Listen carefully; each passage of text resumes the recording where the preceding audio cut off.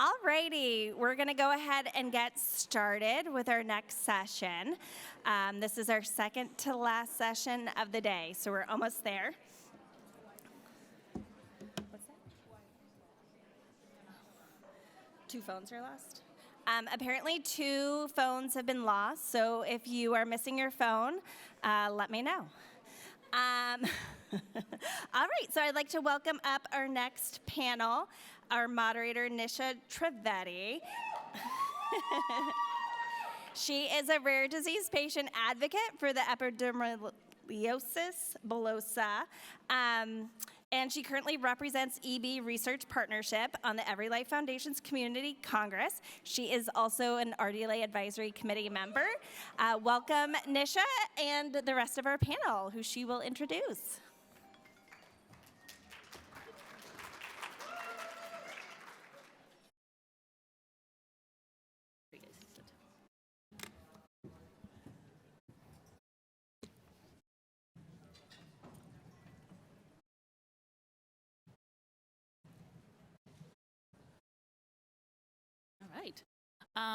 Hi, everybody, and thanks so much for coming to this panel on the Safe Step Act. It's a cause that's close to my heart. To introduce myself, I'm Nisha Trivedi, and I was born with the rare genetic skin disorder epidermolysis bullosa, or EB, and it causes the skin to be very fragile and subject to frequent blisters and wounds.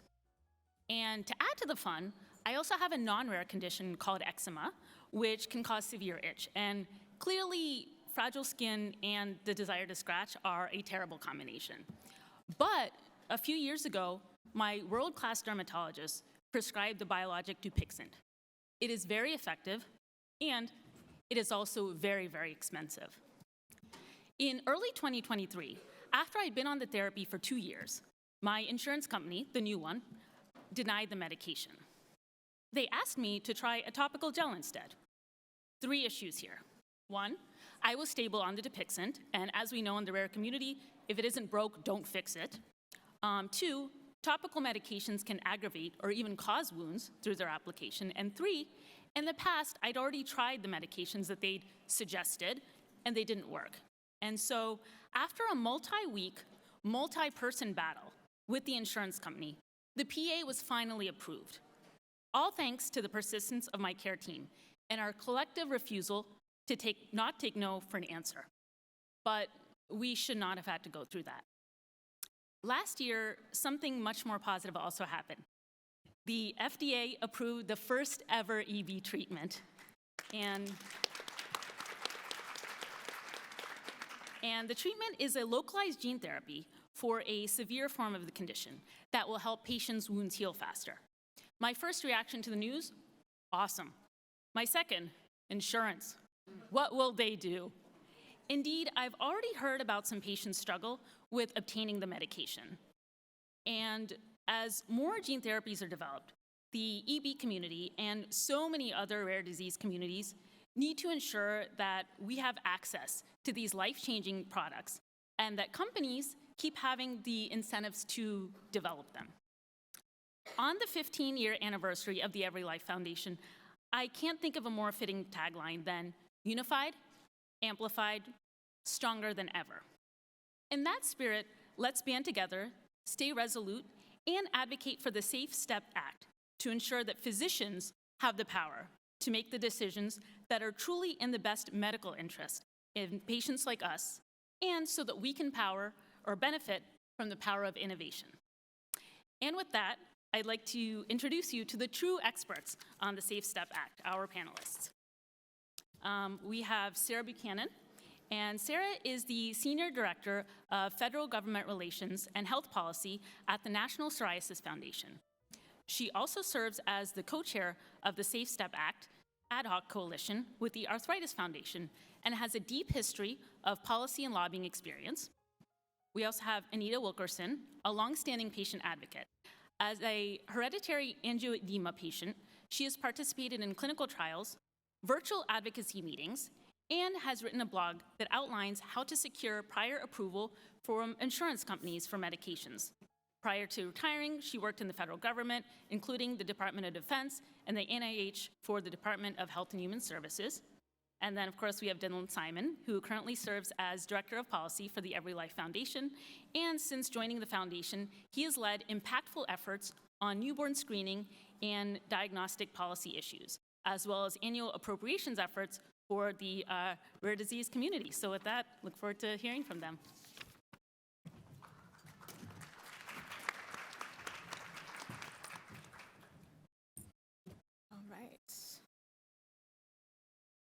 All right, well, thank you so much for having me and for that great introduction. I'm Sarah Buchanan. I'm with the National Psoriasis Foundation. Before we dive into the Safe Step Act, I just want to touch briefly on the Psoriasis Foundation. It is a nonprofit dedicated to finding cures and seeking to improve access to care for our community. So very similar to a lot of the organizations represented in this room.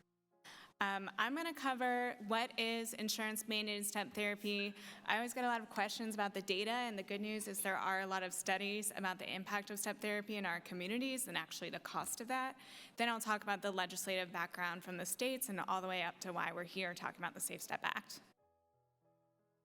So step therapy is a form of utilization management. I like to think of this as an umbrella term. I've often heard of step therapy as a complex form of prior authorization.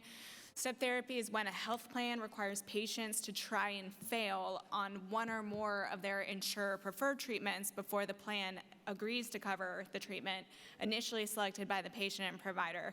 So in Nish's case, you were stable on a treatment, and then your plan required you to bump over to something else and fail that before they would agree to cover the treatment that your provider presumably wanted to continue prescribing. Step therapy can cause severe or irreversible health outcomes for patients when step therapy protocols are medically inappropriate. And that's what the Safe Step Act is about. So I love this image from the 50-state network, which shows what happens when a patient is required to fail on multiple steps. You can see this cartoon gets sicker and sicker and doesn't feel well by the second or third treatment that they've tried. And then this image on the right side of the screen is of a patient with psoriatic arthritis, and this really shows the impact of the delay in care and what that can cause for patients with psoriatic arthritis. You can see that one of her hands is misshapen, and those joints are forever gonna have these problems for the rest of her life, which is one reason why the Psoriasis Foundation is really involved in advocating on step therapy reforms. We have one patient, Tammy Soretti, and unfortunately her story is not at all unique to many of the stories that I hear from patients, but this is an advocate with us from Pennsylvania who has been involved with the Psoriasis Foundation for years and years. She is very well-read and a well-educated personal advocate when it comes to her own healthcare and working with insurance plans. And she recently had a situation where her husband switched employers, got a new insurance plan, and her new insurance plan made her go back and prove failure on, I think, 5 different treatments for psoriatic disease before she could get back on the treatment where she was stable on and doing well. And as a result, you can see she's wearing casts, she has a scarf. She needed her thumb joints replaced because of that delay in care because she had psoriatic arthritis, and it just progressed and got irreversibly worse because of that step therapy. And then she also lost all of her hair. So these are the kinds of stories that motivate the Psoriasis Foundation to really try to pass step therapy exception laws in the states and in Congress, like the Safe Step Act. And that's the reason why I'm here talking about this issue today. Unfortunately, again, we hear about these stories similar to Tammy's all the time. There is a lot of data on step therapy. Like I've said, people always ask me, how common is this? Is there proof that step therapy can actually lead to, irreversible or severe health outcomes? What is the cost of step therapy? And we do have all this information.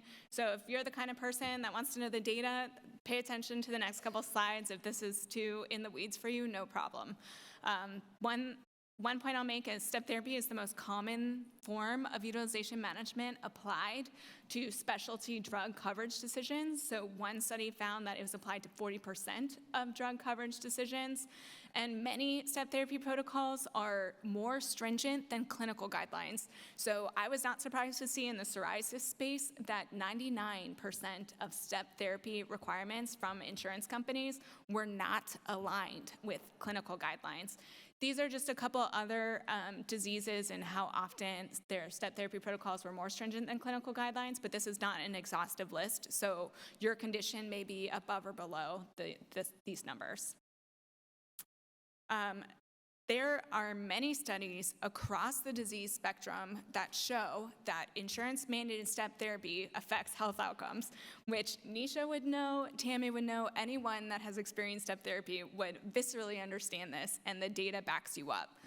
So these are just a few studies in a number of conditions, inflammatory bowel disease, arthritis, depression.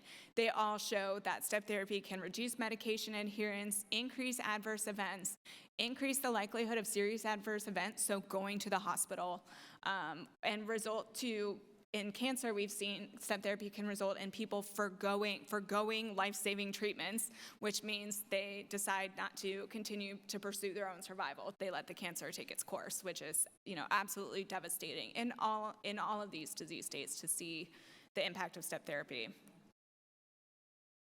And then lastly, I promise this is the last time I'll apply you with data, but we do have data and emerging data that utilization management protocols that delay patient access to care, including protocols like step therapy, actually increase costs for the health system. So a lot of insurance companies will say, oh, we need to do this utilization management because it saves our costs.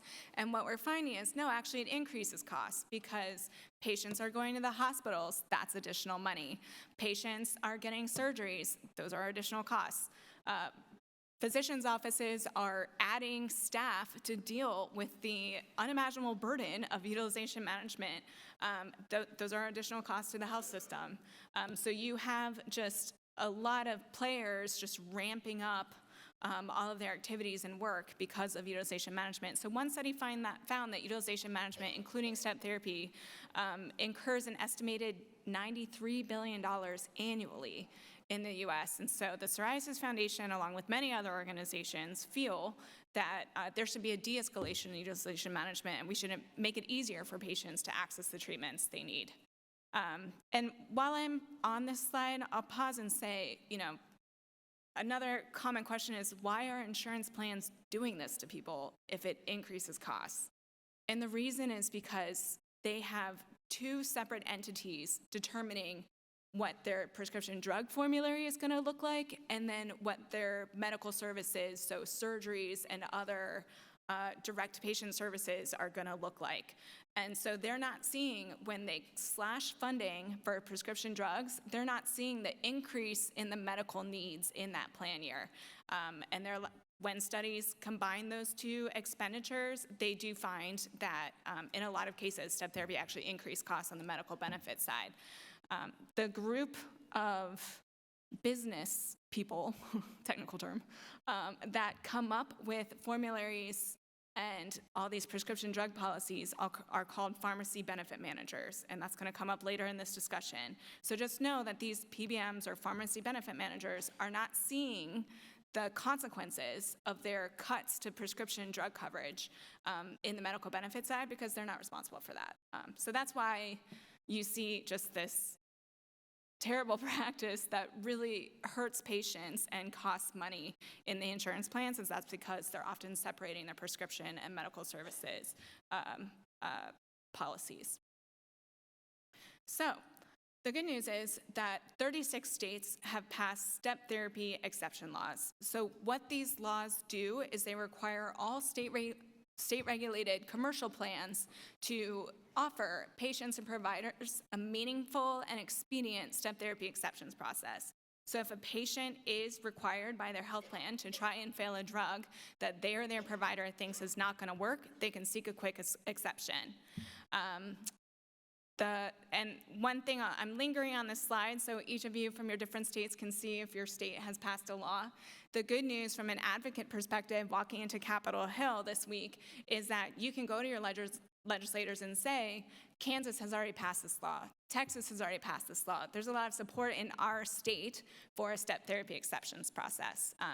And as a federal lobbyist, the more states, who has worked on state-based legislation?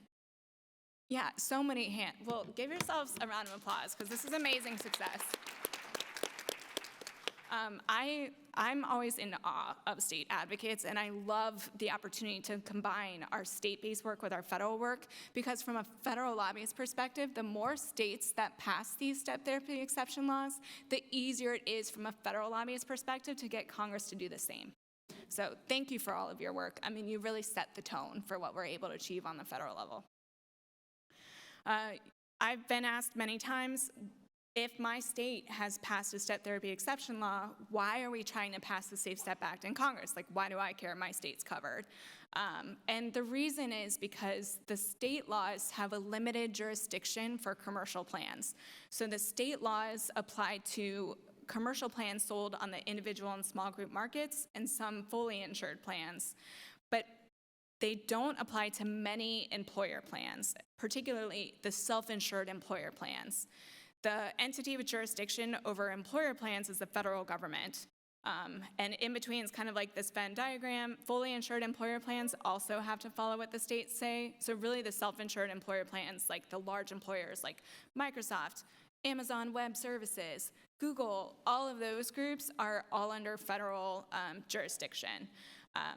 A large percent of employer plans, I think 50 or 60%, are self-insured employer plans. So you could be from Texas and maybe you work for Lockheed Martin, and even if Texas has passed a step therapy exception law, you may not have access to those protections because your employer plan is self-insured.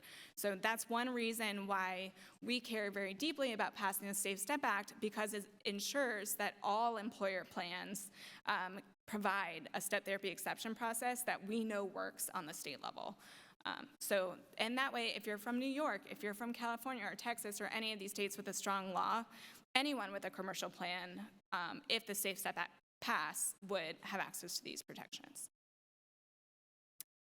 So the Safe Step Act is based off of the state-based step therapy exception laws. We really learned a lot over the last 10 years that we've been working on these state laws and culled together the learnings and best practices and based our Safe Step Act off that state model legislation. So this should sound familiar to you if you've worked on, oh, there's timekeeping, and I've already going over. Sorry, guys. I'm almost done. I did not realize this, but I'll go fast. So these should sound familiar to the state laws because they're based off the state laws. And I like to say these step therapy exception laws, including the Safe Step Act, do three things. One, the Safe Step Act ensures employer health plans offer a step therapy exceptions process. It requires plans to respond to an exception request within 24 to 72 hours, and it establishes circumstances when an exception should be granted. The good news is the Safe Step Act is incredibly bipartisan. We have bills on both bicameral, so across Congress in the House and the Senate, and we have over 200 patient provider organizations endorsing this bill. The Safe Step Act is one of the most popular bills I've seen in Congress that's patient and provider driven. So when you advocate for the Safe Step Act, you're gonna be in really good hands. You're not gonna say anything that's alien to congressional staff. There's a real opportunity, given the momentum for this bill, to make a big difference to finally pass it. So our sponsors on the Senate side are Senator Lisa Murkowski, a Republican, and Senator Hassan, a Democrat. And on the House side, we have Representative Wenstrup, who's a doctor, a Republican, and Representative Ruiz, who's a Democrat and also an emergency room physician, also a doctor. Doctors really like this bill too.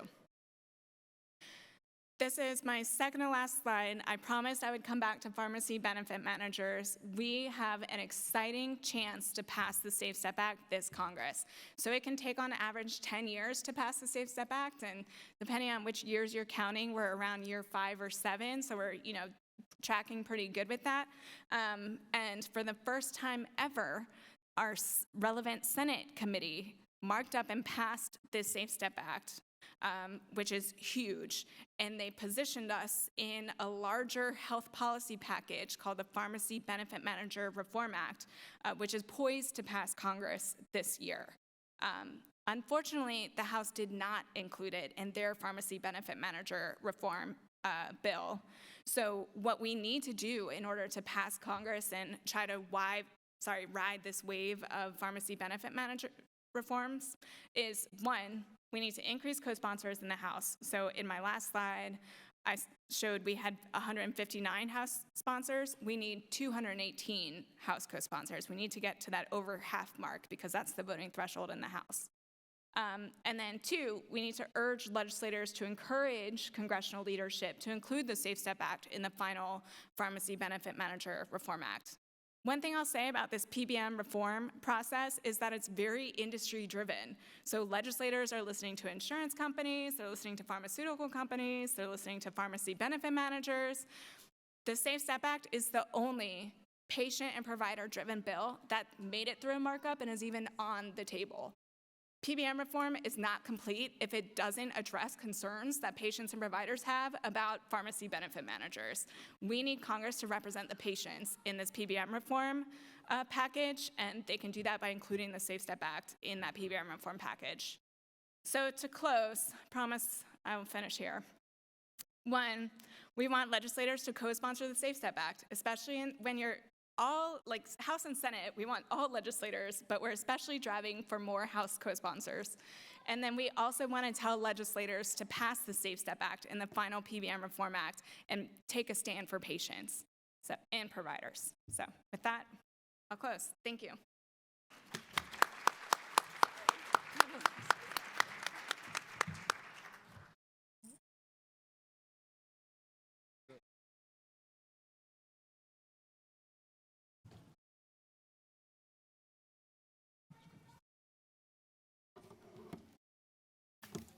Hi, I'm Anita Wilkerson.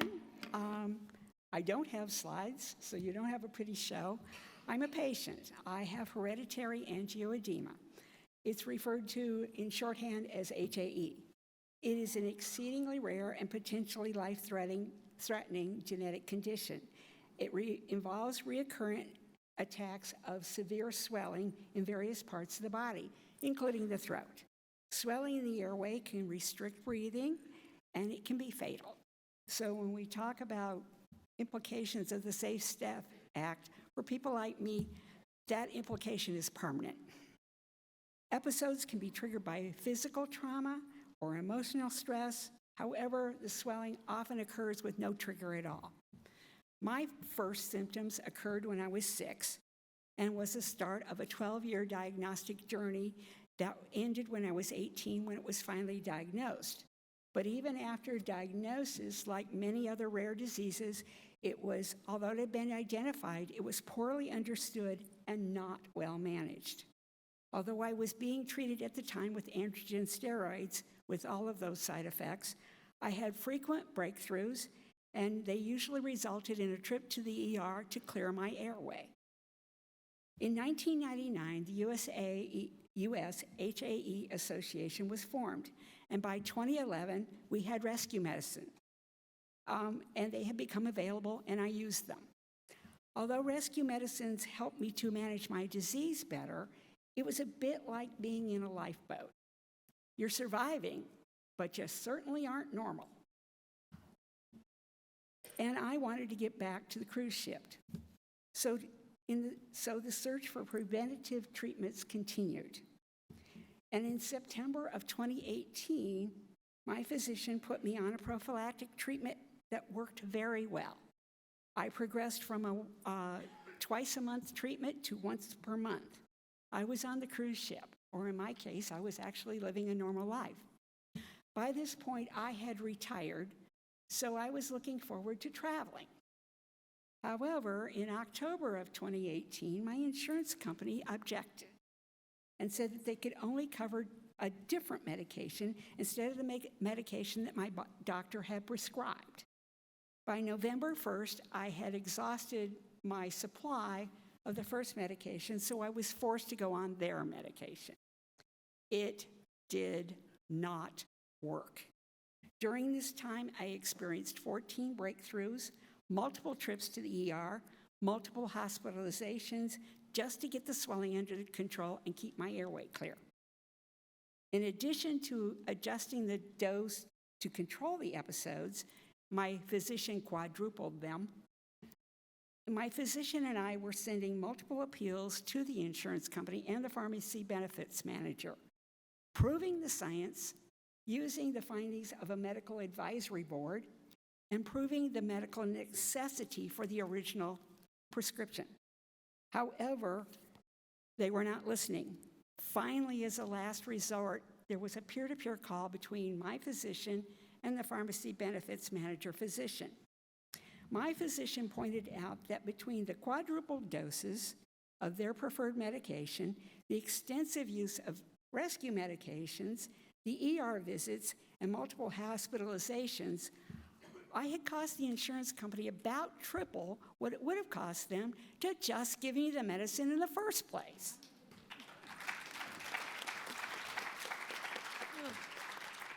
Finally, in late 2019, I was approved once more for the original medication prescribed by my physician, and I was able to start it in February of 2020. Since that time, I have had very limited breakthrough episodes, usually resolved at home with a dose of the rescue medicine. The medication was effective even in the case of an emergency surgery to clear lesions which had blocked my intestine and which was a 5-hour surgery. The medication that they prescribed worked. When insurance companies constantly make us prove ourselves, they are ignoring the science in front of them. And they are, in my case, literally betting my life.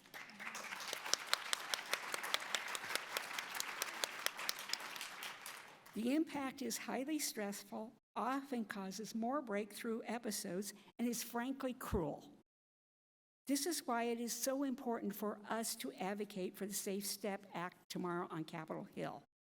If passed, the bill would ensure that others would be spared my experience by providing guardrails that support clinical judgment and preserve the doctor-patient relationship. In addition, it will ensure that when treatment becomes available for the 95% of the rare disease population that does not have treatment, patients will have fewer obstacles to access for life-saving medication. Thank you for your time.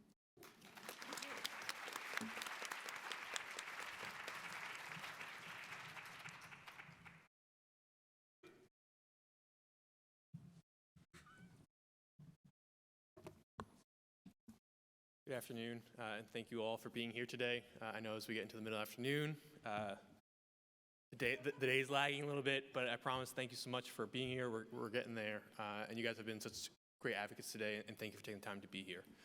So I'm here really just to kind of pull the last two presentations together. They were both fantastic, so that makes my job much, much easier. And so in general, when talking about the Safe Step Act, the ask for tomorrow is going to be, again, co-sponsoring the bill and asking for its inclusion within larger healthcare packages. And for the rare disease community, we know that utilization management has a large impact, and we know that it can occur quite often. So in a study for Medicare Part D drugs, it's shown that 76% of orphan drugs were subject to prior authorization, which is, again, another type of utilization management similar to step therapy. And so we know within the rare community, utilization management techniques are being utilized and delaying access to care. And we know from the story and from many within this room, the delaying access to treatment is irreversible, and you cannot get that time back. And so while their insurance companies are saying, well, just give us a week to figure this out, that is a week you cannot get back. Those are days you cannot get back. Those are days, weeks, months, and years you cannot get back.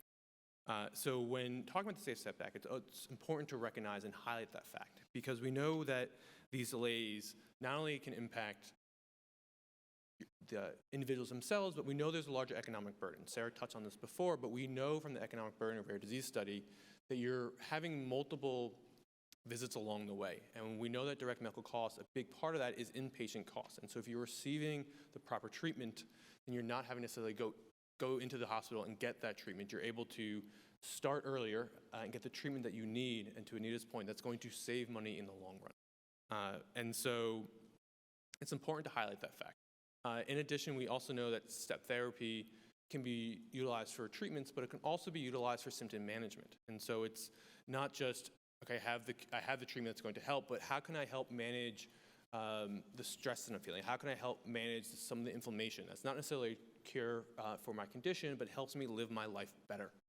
Step therapy can also be utilized for situations like that. And so it can be used across the rare community, and we know that it has an impact. Because we know, again, that it takes years to receive that diagnosis. The diagnostic odyssey plays such a large role within the rare community. But we know that with that time, you're losing the ability to stop the progression. And once you receive that diagnosis, which can take a little under 6.5 years, you shouldn't have to go through even more hurdles to get the treatment that your physician is prescribing to you. You should be able to, once you have finally found that answer, to be able to take what the doctor says, here's my medical need, and here's how I can help make it better. You shouldn't have to, again, go through additional steps to get there. And so the Safe Step Act really helps to ensure the fact that once you have identified, okay, what is going to help me, that you're going to receive that as quickly as possible. So that exception process will ensure the fact that there are ways to get around step therapy, and in addition, the Safe Step Act will help to speed that process up, getting it down to 24 to 48 hours, I believe. And we also know that this is something that's being done. We saw that just recently occur within prior authorization at the agency level, at the federal level. And so we know this is something that the administration is supportive of, and to Sarah's point, we know there are huge co-sponsors in the House and Senate. So we know there is bipartisan support for this idea of decreasing the amount of time that it takes. And so when talking about Safe Step Act tomorrow, if there's one ask that you want to include, highlighting the fact that time matters.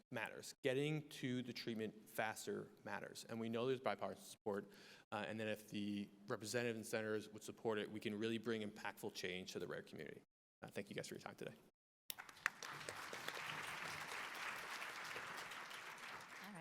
So I think we're just about at time, but I'm just going to ask everybody one quick question.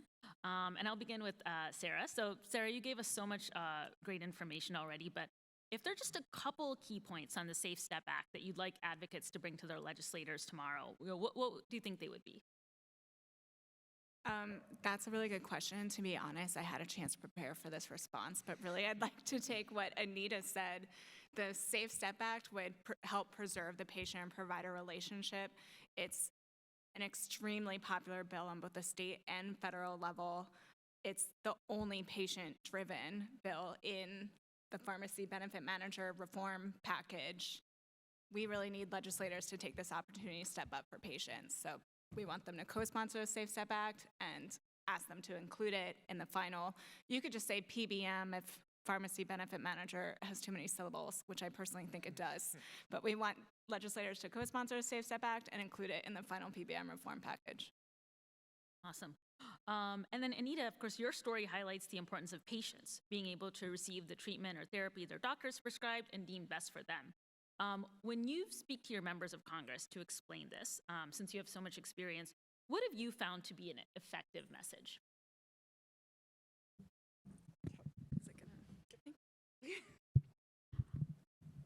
Probably the most important thing is putting a face on it, is actually putting a human being behind this and pointing out that, like he pointed out, it's not necessarily time we can get back. In my case, it's time I may never get back. While the emergency rooms around here are skilled where I live because they've been trained, it only takes one time to have one doctor who's just having a bad day, and your throat's swelling shut, to have it go another way entirely. So if you put that face on it, and you put the thing that they are literally gambling with our lives, gambling with our quality of life, and these are real people, it, I believe, is effective. Yes. If I can, I'd like to rescind my answer and echo Anita again, if that's okay. Awesome. And as Dylan, as you pointed out, the Safe Step Act has tremendous bipartisan support, and it's been under consideration for a while. Anything else that advocates can do in addition to what's been said already by you and by your fellow panelists to just get it over the finish line already, since it is time? I think one of them is pointing out that it is so strong bipartisan support that we're not asking them to join a bill that only has 8 co-sponsors. In the House, there's 159. And so there is already strong support. So representatives loves to know that they have company. And so knowing that will make it easier. I think also remember the fact that many of the staffers who we'll meet with may not necessarily be well versed in rare diseases. And so when we talk about that's time you can't get back, this is irreversible damage that will occur as you wait for these therapies to begin treatment. This might be new information to them. So remember that. These officers want to support bills like this. They understand the impact. We often talk that rare disease is nonpartisan, and this bill might be the best example of something like that. So it's just taking the time to explain to them and understanding that if they haven't co-sponsored it yet, it's not because they're against the bill. It's not because they don't want to. Most likely is that they just have not seen it yet. And so take the time to explain it to them, why it's important to you, why it's important to the community. Sharing your story and how it impacts you in your life is one really great way to kind of help get that over the finish line. All right. Well, thank you so much, everybody. And yes, please urge your members of Congress to support the Safe Step Act or thank them if they're already doing so. Thank you.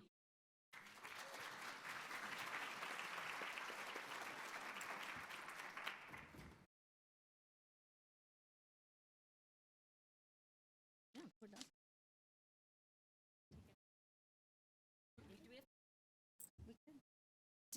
We have a couple minutes before we head to break. Does anyone have a question for our panelists? Oh, I see one right there.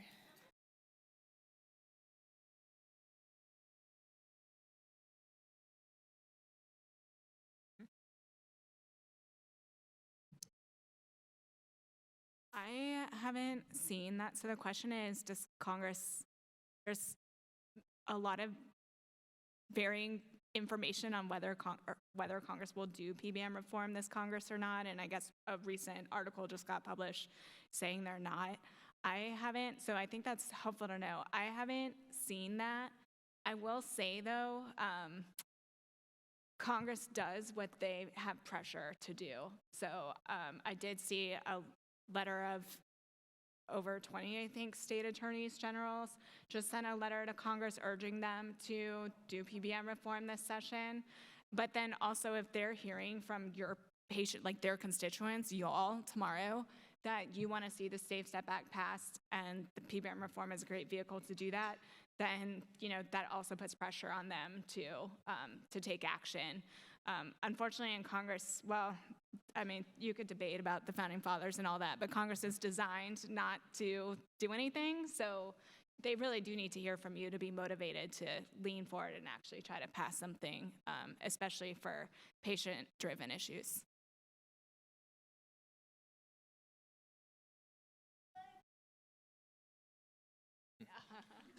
The one thing I would also add in terms of that is support for PBMs have waned this session, and so there's been times where people it's a guarantee that you're going to see PBM legislation, and there have been times, like a stat article this morning, that questions it, and to build off Sarah's point, it's more of just keeping the pressure up and letting them know that it's important to you and important to their constituents.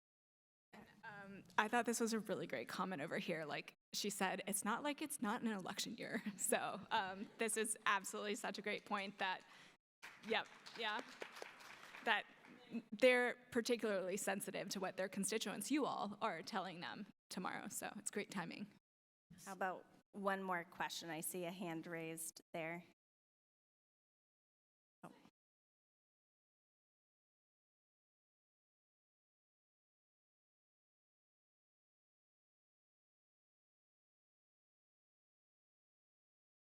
Yeah, that's a really good question. So she asked, in states where they passed exception laws, but they're not seeing that happen, will the federal law affect that?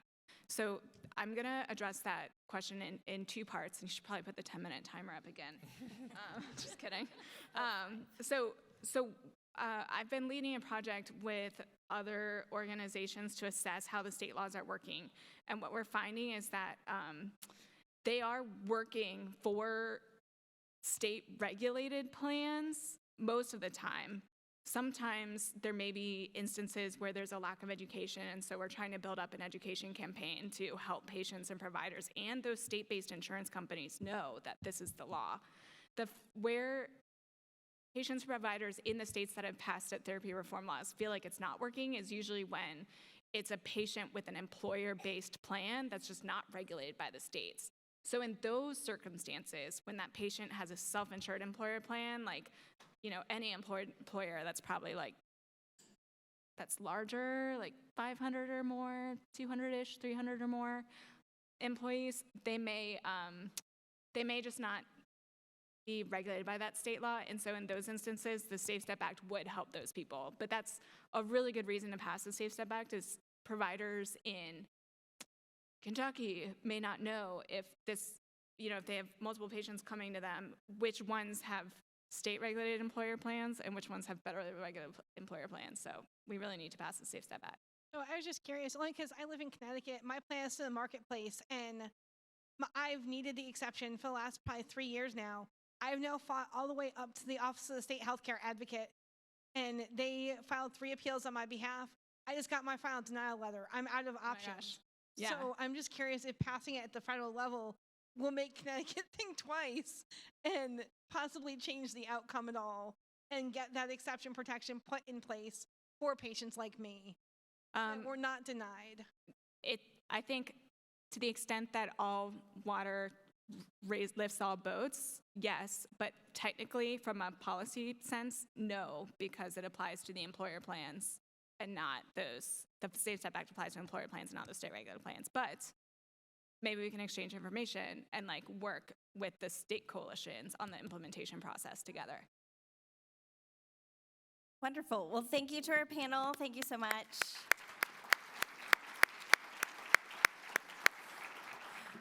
We have a 5-minute intermission because we'll have hear the emerging policy issues for the rare disease community starting in just a few minutes. And across the way in the ballroom across the atrium will be the Practice Your Pitch session.